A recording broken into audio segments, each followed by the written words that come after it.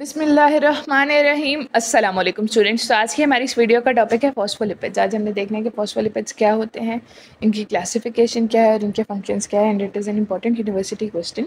अब आपने जिस बात का ध्यान रखना है वो ये है कि फॉस्फोलिपिड्स हमने देखना है, इसकी टाइप्स को देखना है और फिर उसकी जो फर्दर टाइप्स हैं उनके बस आपको नाम आने चाहिए और थोड़ा सा बहुत इंट्रोडक्शन आना चाहिए। ठीक है, बहुत डेप्थ में इसको नहीं करना क्योंकि जो हमारे लर्निंग ऑब्जेक्टिव्स हैं उनमें सिर्फ क्लासिफिकेशन है। ठीक है, तो स्टार्ट करते हैं with the introduction of phospholipids. So phospholipids are basically lipids which contain phosphoric acid and fatty acids. ठीक है, जो हमारे पास एस्टर बनना है उसमें फैटी एसिड और अल्कोहल के अलावा फॉस्फोरिक एसिड भी होगा तो हम उसको क्या कह देंगे, फॉस्फोलिपिड्स कह देंगे। फैटी एसिड और अल्कोहल का जो एस्टर है उसमें हमारे पास फॉस्फोरिक एसिड भी अगर होगा तो उसको हम क्या कहेंगे, phospholipids. Now there are two types of phospholipids, one is the glycerophospholipids and the other one is the sphingophospholipids या फिर स्विंगोमाइलिन्स। स्विंगोफॉस्फोलिपिड्स और या फिर स्विंगोमाइलिन्स, इसको हम थोड़ा बहुत देख चुके हैं अपनी प्रीवियस वीडियो में, लिपिड क्लासिफिकेशन की वीडियो में। ठीक है, तो जो ग्लाइसेरोफॉस्फोलिपिड्स हैं इनमें ग्लाइसरोल होगा एज द अल्कोहल और जो स्विंगोफॉस्फोलिपिड्स होंगे उनमें स्विंगोसिन होगी एज द अल्कोहल। ठीक है, और जो ग्लाइसेरोफॉस्फोलिपिड्स हैं these are the constituents of biological membranes. Phospholipids में भी स्पेसिफिकली कौन है कॉन्स्टिट्यूएंट, ग्लाइसेरोफॉस्फोलिपिड्स। इसके बाद हम आ जाते हैं इसकी फर्दर टाइप्स पे। जो फॉस्फेटिडिक एसिड है ये क्या है, हमारे पास एक इंटरमीडिएट है in the synthesis of triacyl glycerol and other phospholipids. ठीक है, तो ये समझ लें कि फॉस्फेटिडिक एसिड जो है ना ये बाकी सारी जो अभी हमने क्लासेस पढ़नी है इनको बनाने में काम आता है। ठीक है, फॉस्फेटिडिक एसिड क्या है, इंटरमीडिएट प्रोडक्ट है। ठीक है, जैसे कि मैंने पहले कहा हम इसको बस गो थ्रू करेंगे क्योंकि ये क्वेश्चन है, हमें इंपॉर्टेंट क्वेश्चन है तो हमें इसके बारे में, इसके जो कंपोनेंट्स हैं उसके बारे में थोड़ा बहुत पता होना चाहिए। ठीक है, इसके बाद हम आ जाते हैं लेसिथिन्स पे। लेसिथिन्स क्या है, इनमें कोलिन होगी एज द बेस, क्या होगी, नाइट्रोजनस बेस क्या होगी, कोलिन होगी। और इसके अलावा ये स्टोरेज फॉर्म है बॉडी की में, जो हमारे पास जितनी भी कोलिन में स्टोर होना होता है क्योंकि हमारे पास कोलिन इंपॉर्टेंट है for the formation of acetyl choline भी। ठीक है, तो जो हमारी बॉडी में कोलिन है वो किस फॉर्म में स्टोर हुई है, लेसिथिन्स की फॉर्म में स्टोर हुई है।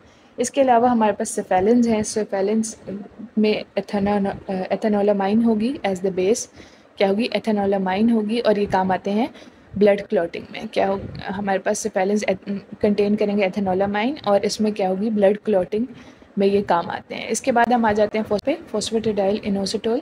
ठीक है, ये कंपोनेंट है ऑफ द सेल मेम्ब्रेन, क्या है, कंपोनेंट ऑफ सेल मेम्ब्रेन है और एक्शन ऑफ हार्मोन्स को रेगुलेट करता है, एक्शन ऑफ हार्मोन्स को रेगुलेट करता है, लाइक ऑक्सीटोसिन और वेसोप्रेसिन के ये जो हमारे पास एक्शन है उनको रेगुलेट करेगा, फॉस्फेटिडाइल इनोसिटोल।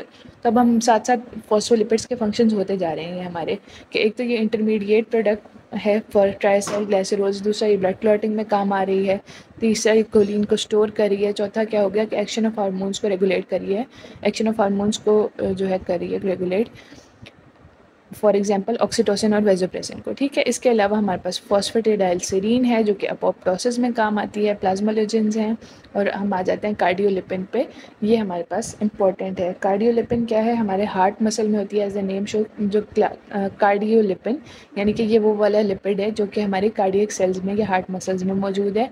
ठीक है, और इसमें क्या, ये माइटोकॉन्ड्रिया में भी प्रेजेंट होता है, माइटोकॉन्ड्रिया में प्रेजेंट होता है। और वैसे इन जनरल हम कहते हैं कि जो फॉस्फोलिपिड्स हैं वो माइटोकॉन्ड्रिया के इलेक्ट्रॉन ट्रांसपोर्ट चेन में काम आते हैं, और इलेक्ट्रॉन ट्रांसपोर्ट चेन में काम आते हैं तो किस में काम आते हैं, रेस्पिरेशन में काम आते हैं या जनरेशन ऑफ एनर्जी में काम आते हैं। ठीक है, इसके अलावा इसकी एंटीजेनिक प्रॉपर्टीज़ भी हैं, क्या है, यानी ये जैसे हमने पढ़ा था कि आरबीसीज के ऊपर एक स्पेसिफिक प्रोटीन्स होती हैं और उनको हम एंटीजन कहते हैं, तो इसकी भी एंटीजेनिक प्रॉपर्टीज़ होती हैं जिसकी वजह से ये एक इम्पॉर्टेंट टूल है, एक इम्पॉर्टेंट डायग्नोस्टिक टूल है। ठीक है, ये हमारे पास ऑर्गन ट्रांसप्लांट में काम आता है, इम्पॉर्टेंट है for the embryo transfers by the assisted reproductive technology. ठीक है, एम्ब्रियो ट्रांसफर्स में भी इंपॉर्टेंट है फॉर। इसके बाद हम आ जाते हैं स्विंगोफॉस्फोलिपिड्स पे। स्विंगोफॉस्फोलिपिड्स मैंने बताया कि इनको हम स्विंगोमाइलिन्स भी कहते हैं, they are the important constituent of myelin sheath. जब ये माइलिन शीट के इंपॉर्टेंट कॉन्स्टिट्यूएंट है, इसका क्या मतलब है कि ये इलेक्ट्रिकल इंसुलेटर है for the neurons and it will conserve the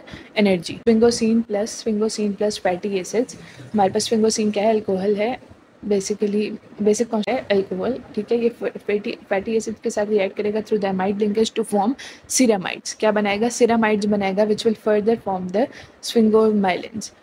ठीक है। स्विंगोसिन रिएक्ट करेगा विद द फैटी एसिड्स, ये हमारे पास अल्कोहल आ गया और फैटी एसिड आ गया, through the amide linkage to form ceramides which will form the sphingomyelin. So the ceramides, इनकी क्या इंपॉर्टेंस है? Ceramides act as the second messenger and they regulate the process of apoptosis, cell cycle and differentiation. ठीक है, तो हमारे पास क्या क्या है इसका फंक्शन, अब हम आ गया apoptosis, cell cycle and differentiation. तो हम ये भी फॉस्फोलिपिड्स के फंक्शन में लिख सकते हैं कि अपोप्टोसिस होगी, सेल साइकिल होगी की रेगुलेशन, और डिफरेंशिएशन की, सेल डिफरेंशिएशन की रेगुलेशन करते हैं। ठीक है, और इसके अलावा ये रेगुलेट करते हैं स्किन की वाटर परमिएबिलिटी, के कितनी वाटर हमारे स्किन से, हमारी स्किन की वाटर परमिएबिलिटी क्या है। ठीक है, हम आ जाते हैं सर्फेकेंट्स पे। सर्फेकेंट्स क्या है? सर्फेकेंट्स बेसिकली फॉस्फोलिपिड्स ही हैं जो लाइन करते हैं इनर वॉल ऑफ एल्विलाई को। इनर वॉल ऑफ एल्विलाई को जब वो लाइन करते हैं तो एक तो वो लंग्स को कोलैप्स होने से बचाते हैं ड्यूरिंग एक्सपायरेशन, दूसरा क्या करते हैं कि टेंशन को रिड्यूस करते हैं और एक्सचेंज ऑफ गैसेस को ईजी बनाते हैं। ठीक है, एक्सचेंज ऑफ गैसेस को ईजी बनाते हैं। इसके अलावा एम्ब्रियोनिक लाइफ में फॉस्फोलिपिड्स का क्या रोल है? जो लेसिथिन और स्विंगोमाइलिन रेशो है, ये हमें बताती है the maturity of the baby और द एम्ब्रियो। ठीक है, क्या है कि अगर ये लेसिथिन ओवर स्विंगोमाइलिन रेशो ज़्यादा हो, ग्रेटर देन 2 हो, तो फुल लंग मैच्योरिटी होती है, क्योंकि जो लेसिथिन है ये जो एंड ट्राइमेस्टर है उसमें बढ़ जाता है। एंड ट्राइमेस्टर में जो लेसिथिन है ये क्या हो जाता है? बढ़ जाता है, इसकी रेशो बढ़ जाती है एमनियोटिक फ्लूइड में। ठीक है, और जो है पहले जो है स्विंगोमाइलिन की ज़्यादा होती है, उसके बाद लेसिथिन की हो जाती है। तो अगर लेसिथिन ओवर स्विंगोमाइलिन रेशो ज़्यादा है, ग्रेटर देन 2 है, तो ये इंडिकेट करे फुल लंग मैच्योरिटी को। Okay, so that's all for today. I hope you find this video useful. Stay tuned and get subscribe to my channel.